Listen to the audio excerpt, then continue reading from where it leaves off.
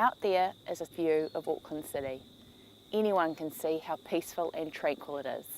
But actually, we're at the home of Gray and Adeline Ormsby, and this is the sanctuary that they built after losing control of their family-owned business. Today, we're going to hear the story of loss to recovery for Waitomo Petroleum. I started working with Waitomo Petroleum in 1977 and I was 35.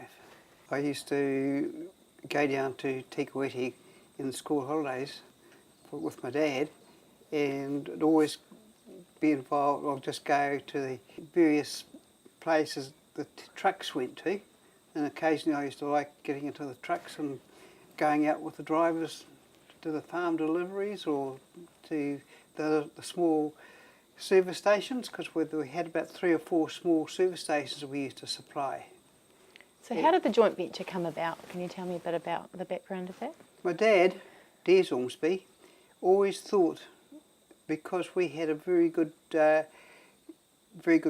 operations management system for the company, that we should combine with another company called Provincial Heatons Transport, who operate up in Pairo area, and he thought it would be a very good idea to join with them. Would make us a bigger distributor, and then also combine with Mobile so that we could really do things. So where did the company go from there in terms of after the joint venture got formalised? After the joint venture formalised, we still had the base in Tikawiti, and after a couple of years it was decided, at least I decided, that it would be better if we were more in the centre of our distribution area, which was in Hamilton. And as Mobile was pulling out, we were fortunate in being able to take over the Mobile depot, which we shifted all the office up to Hamilton. That's where a bit of growing pains started, and Mobile decided that they'd do a better job than I would. So they said, well, that's very nice of you, you've got your shareholding and you can have a holiday. So how long after the joint venture took place did they ask you to exit outwards from the management? About 3 years, I think. About three or 4 years. Was there any discussion that they had with you? Did they consult you, or did they really not give you any choice at all? They didn't really give me any choice. So They had some very interesting people from America as directors from Mobile. It's like a lot of all big companies, they change their directors every 18 months. And because of this, each one had a different style. And I guess they wanted to make their style on the things that they did in New Zealand. So it was very interesting at the particular time. But I guess it's what you just have to accept it and get on with it. And what was it like when they said that to you? How did it feel? I had one outlook. I went sailing for the next 4 years, which reduced all the pain. Gray struggled with the loss of his family business and still finds it hard to talk about. So do you think that experience that you went through, did you learn from that, and was there things that, did it make you stronger? Were there lessons that you were able to learn to take with you into the rest of your career? Yes. I learnt to get to know the people better and try and just be basically more objective on all the decisions that I made. And that's what happened. Plus the fact that I had a very good mentor. I think that's a very good thing to have, because previously I was just at the coalface working. So do you think having advisors in the business, do you think that might have changed things if you'd had people helping you? Or do you think they'd made their decision and No, they were going to... they just made their decision, and that was it. They were pretty blatant about it. It was a company that had been in your family for a long time. Yes. And then all of a sudden they're saying, no, they don't want you to be here. What about the rest of your team and things? How did they cope with that? Well, we started with a very small team in Tikawiti, and by going to Hamilton we had to employ new people, and subsequently the new people didn't know really know the history. There was only about 3 of us in the old days, and one person left the company and left the country at the same time, so really there wasn't very many people left. How did the rest of your family feel about it? Well,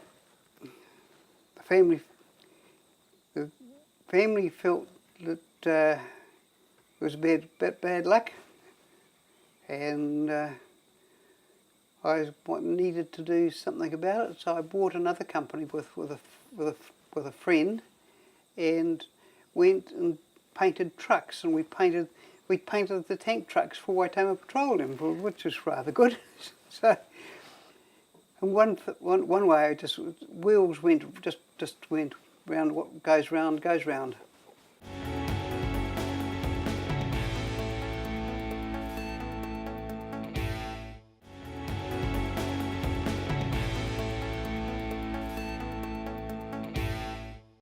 After Gray's loss of his family business, we talk about the struggle to get it all back again. Tell me about later on the decision to, buy back the business. That must have been a huge decision to make, given what you'd gone through with the company previously. The oil company came to see us and said, well, we want to change everything around a bit. What do you want to do? And I said, well, I'd like to buy you. We had a very good operations manager that had become the general manager, and we now had a very good accountant, and those 2 people was the crux of the whole company, having a good general manager and a good accountant, and that really made me really think hard about buying the place. The family business model is at the heart of Gray's values. How much thinking did you have to do before you made the commitment that was what you wanted to do? You wanted to buy the business back? Well, I wanted to buy the business back. It was a good business.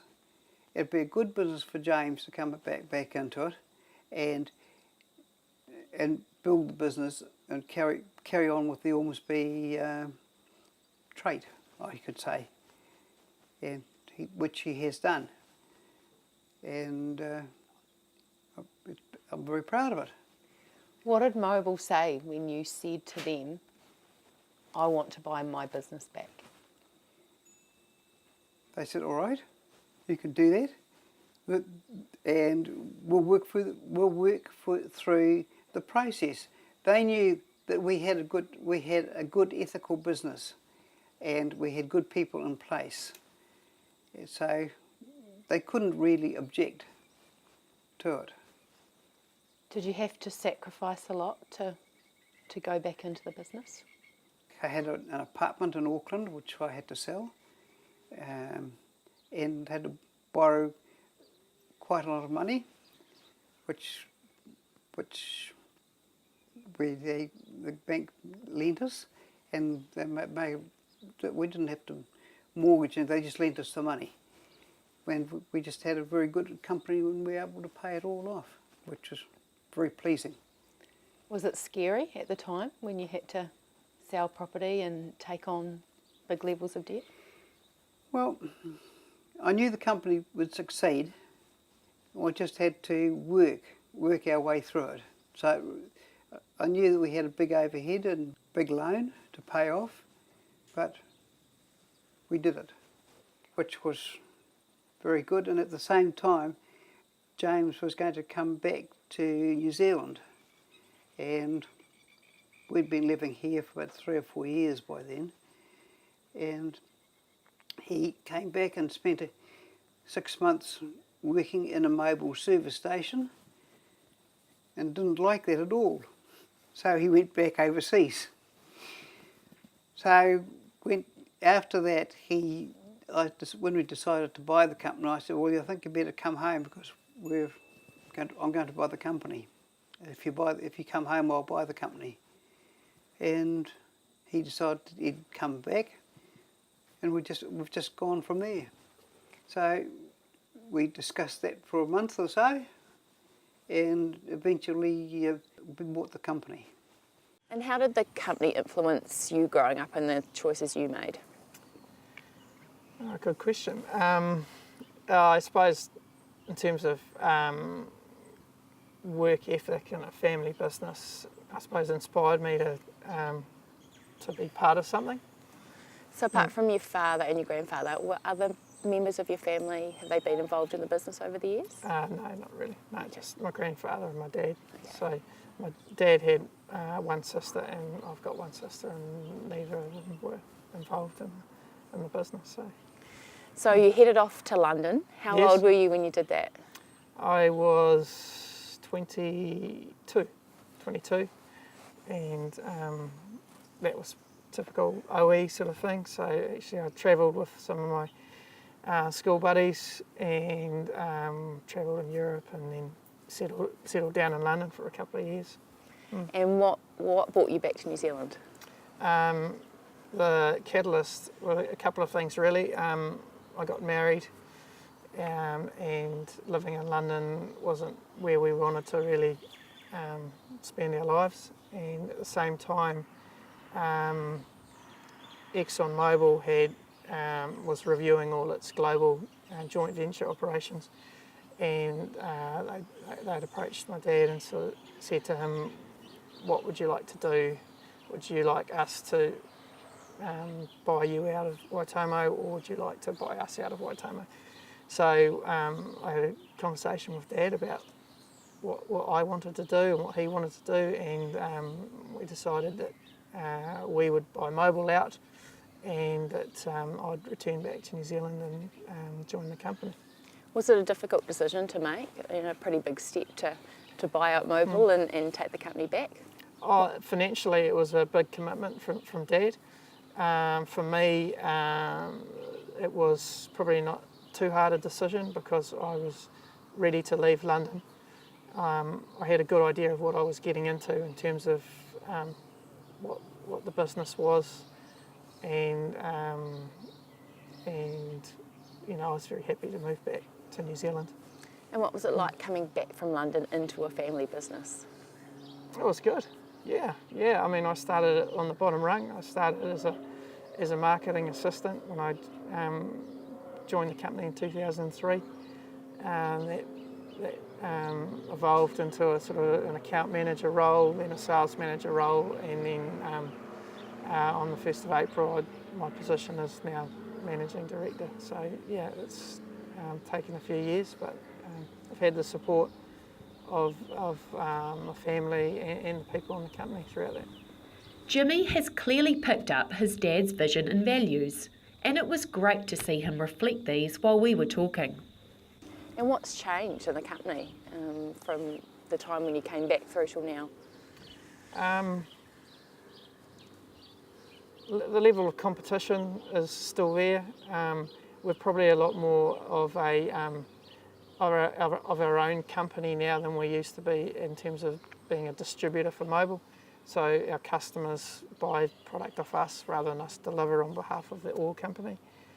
Other market dynamics that have changed a bit. We've obviously the health and safety and making sure that our assets are all compliant, and that's just increased over time, and the level of investment in that has increased. We've also historically Mobil distributors used to operate in geographical regions. We were contracted to operate with quite defined boundaries. Those boundaries were removed a few years ago, so we're able to draw fuel from different terminals throughout the country, so we're not really restricted in what areas we can service now. Recently we've been a bit more active in the the fuel stop side of the business, and that's developing a network of fuel stops throughout the sort of North Island region. This is another example of one of Waitomo Petroleum's recently installed refuelling stations. The company has leased premises from a local garage and has installed their own petrol pumps and tanks. This means that the locals can pop in, fill up with fuel and pay at pump, and then go inside and get their groceries or get their cars serviced at the garage. Actually, while I'm here, I think I'm going to pop inside and grab an ice cream.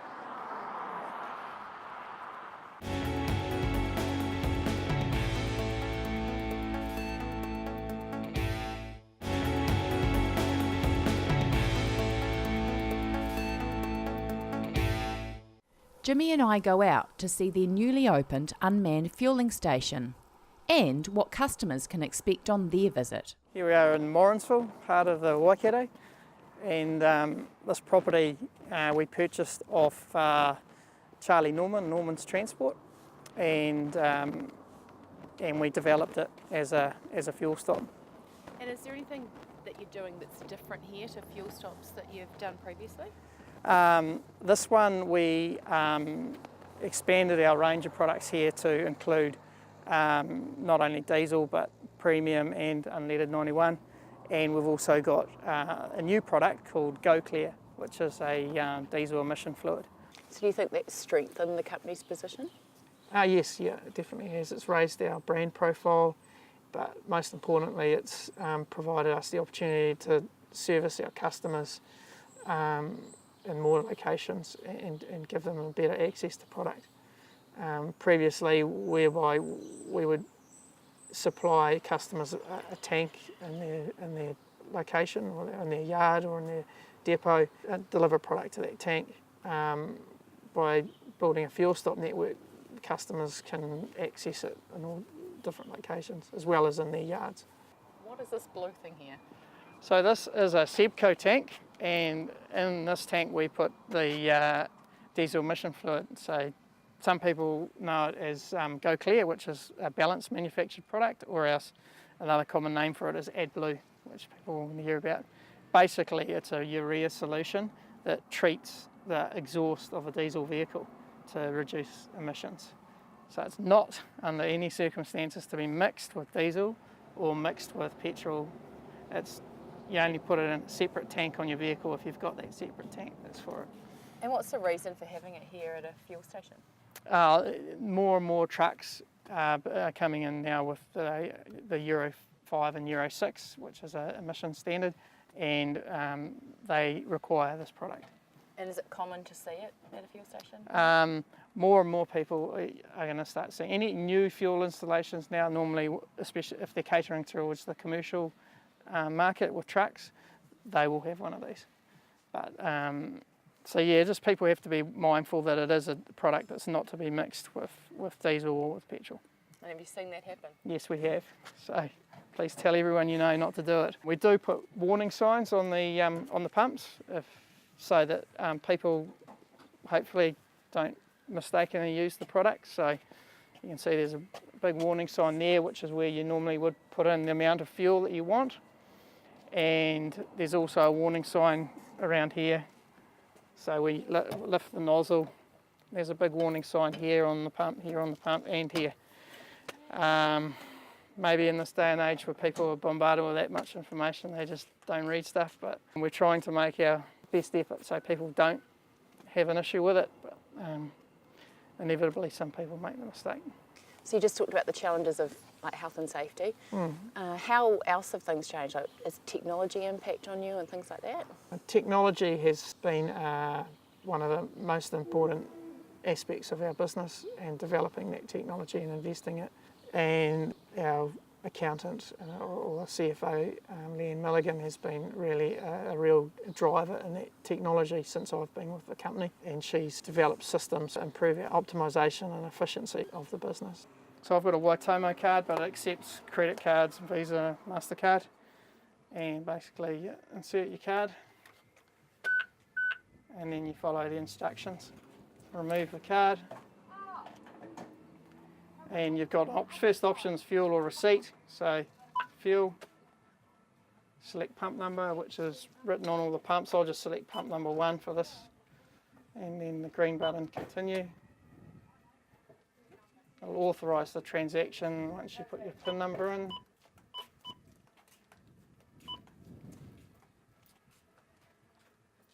And then it tells you to go to the pump and start pumping. So if I just go and lift that up and put it down.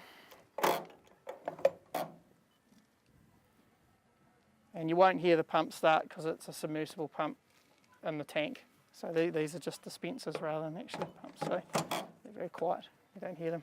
We handle a lot of transactions and we have a lot of different delivery points. So we need to capture a lot of information and process it.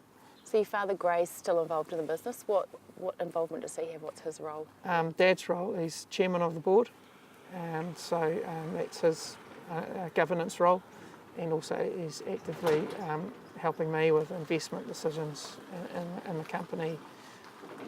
And what are your goals for the company for the future? To continue to grow the company, service our customers well, and provide our people with a really good place to work. Can you tell me about the team you've got here at the company? Yeah, sure. We've got a really good management team, a very flat structure.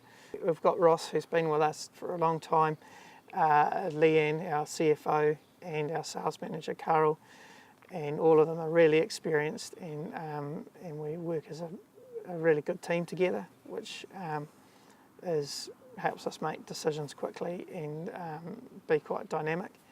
And the rest of the team, we've got a lot of experience in our administration. Hi, my name is Lynn and I've been with the company since 1991. I started as a temp and that became a full-time job because of the volume of work that we covered at the time. I have been here for in my 26th year now, and the variety of work is just incredible, which has kept me interested. So having those staff with a long history with the company, has that been useful to you coming back in and helping you progress through the company as well? Oh, absolutely, yes. Having a really strong level of support from the people in the company, as well as just drawing on their experience, it's been really good, yeah.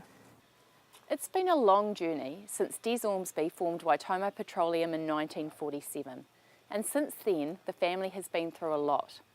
They lost controlling ownership and then got it back again. It was a bit like David and Goliath for a while there. This is a small family business with strong company values, which has helped to get to where it is today. The company's continuing to move forward and use new technology, such as this fantastic facility in Morrinsville, an unmanned refuelling station. We'll see you next time on Thinking Forward.